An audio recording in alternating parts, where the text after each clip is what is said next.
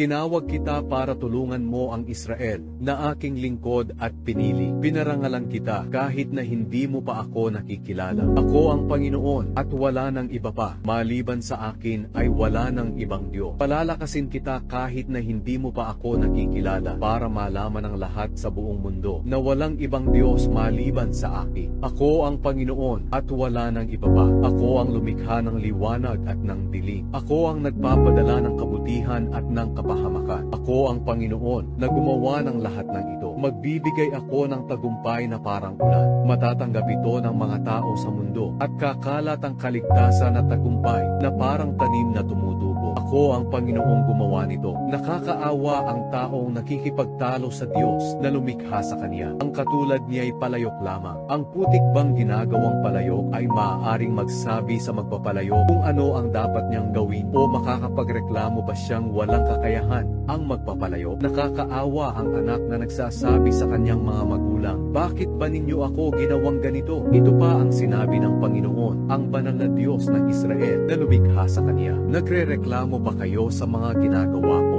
Inuutusan niyo ba ako sa mga dapat kong gawin? Ako ang gumawa ng mundo at ng lahat ng naninirahan dito. Ang mga kamay ko ang nagladlad ng langit, at ako ang nag-utos sa araw, buwan at mga bituin na lumabas.